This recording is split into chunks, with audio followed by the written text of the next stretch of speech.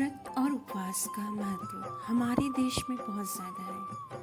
हर दिन व्रत के लिए आदेश देता है क्योंकि इसका विधान आत्मा और मन की शुद्धि के लिए है।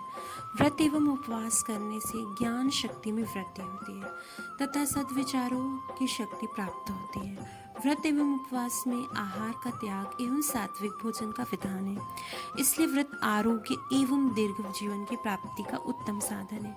जो व्यक्ति नियमित व्रत उपवास करते हैं उन्हें उत्तम स्वास्थ्य तथा दीर्घ जीवन की प्राप्ति के अतिरिक्त इस लोक में सुख तथा परमात्मा के चरणों में आनंद प्राप्त होता है। नारद पुराण में व्रतों की महिमा बताते हुए लिखा गया है कि गंगा के समान कोई अन्य तीर्थ नहीं, माँ के समान कोई और गुरु नहीं, भगवान विष्णु के जैसा कोई देवता नहीं तथा व्रत उपवास जैसा कोई तप नहीं। व्रतों में एकादशी व्रत को सर्वोपरि कहा गया है। प्रत्येक माह में 2 एकादशी अधिक या मल मास पड़ने पर उस मास की 2 एकादशी होती है। इस प्रकार कुल 26 एकादशी होती है। ये सब एकादशियाँ अपने नाम के अनुरूप फल देने वाली होती हैं, जिनकी कथा विधि सुनने से सब भली भांति प्रकार ज्ञात हो जाता है। एकादशी की उत्पत्ति तथा महात्मा के पढ़ने और सुनने तथा दिन रात भजन कीर्तन करने से मनुष्य अनेक सुखों को प्राप्त करता है और विष्णु लोक को प्राप्त हो जाता है। एकादशी व्रत के 2 भेद हैं, नित्य और काम्य। एकादशी का व्रत बिना किसी कामना के किया जाए तो वह नित्य, और किसी कामना के साथ किया जाए धन पुत्र आदि की प्राप्ति अथवा राग द्वेष क्लेश आदि से छुटकारे के लिए किया जाए तो वह काम्य कहलाता है। एकादशी व्रत का आरंभ करने का शुभ समय है चैत्र वैशाख माघ और मार्गशीर्ष की एकादशी।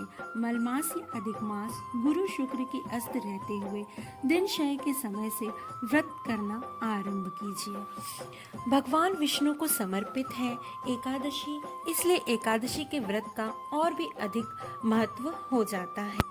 इस दिन व्रत रखने से भगवान विष्णु जातक के समस्त पापों का नाश कर देते हैं और उन्हें सुख समृद्धि प्रदान करते हैं। हिंदू पंचांग के अनुसार अश्विन मास की शुक्ल पक्ष की एकादशी जो कि 27 तारीख को है, इस दिन यह व्रत रखा जाएगा। आइए जानते हैं अब इस एकादशी की पूजा विधि। प्रातः काल स्नान आदि से निवृत्त होकर पीले वस्त्र धारण करें। वह श्री भगवान विष्णु व माता महालक्ष्मी की पंचोपचार पूजा करें। उन्हें धूप दीप और नैवेद्य अर्पित करें। श्री विष्णु सहस्त्रनाम व श्री सूक्त या पुरुष सूक्त का पाठ करें तथा संध्या के समय भजन कीर्तन करें। व किसी विष्णु भगवान के मंदिर में जाकर दीपदान करें या किसी जलाशय में जाकर दीपदान करें। द्वादशी के दिन प्रातःकाल स्नान करके स्वच्छ कपड़े पहने तथा व्रत का पारण करें, अर्थात ब्राह्मणों को यथाशक्ति अपनी इच्छा अनुसार दक्षिणा दें। इस पुरुषोत्तमा एकादशी की व्रत कथा। युधिष्ठिर बोले, हे भगवान, अश्विन मास की शुक्ल पक्ष की एकादशी का नाम तथा इसका फल क्या है, सो बतलाइए। श्री कृष्ण भगवान बोले, हे राजन, अश्विन मास की शुक्ल पक्ष की एकादशी का नाम पद्मिनी है। इसके व्रत करने से समस्त पाप नष्ट हो जाते हैं। इस एकादशी के दिन मनवांछित फल की प्राप्ति के लिए विष्णु भगवान की पूजा करनी चाहिए। जो मनुष्य अनायास इस एकादशी का व्रत करते हैं उन्हें यम के दूत दुख नहीं देते।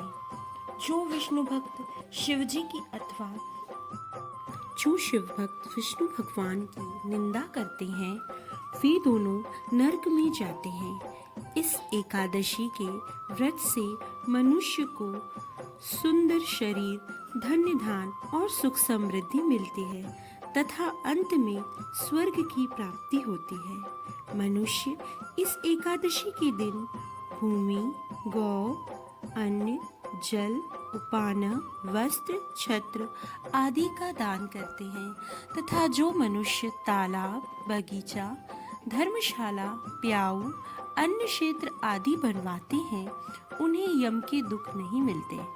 वह मनुष्य इस लोक में स्वस्थ दीर्घायु होते हैं, धन्य धान से परिपूर्ण होते हैं। उन्हें समस्त प्रकार के सुख समृद्धि और वैभव की प्राप्ति होती है तथा अंत में स्वर्गलोक को जाते हैं। अश्विन मास की शुक्ल पक्ष की पद्मिनी एकादशी की कथा संपूर्ण हुई। ओम नमो भगवती वासुदेवाय। यदि आपको मेरा ये वीडियो पसंद आया हो तो इसे लाइक कीजिए, शेयर कीजिए, कमेंट कीजिए और मेरा ये चैनल सब्सक्राइब कीजिए। जय श्री कृष्ण।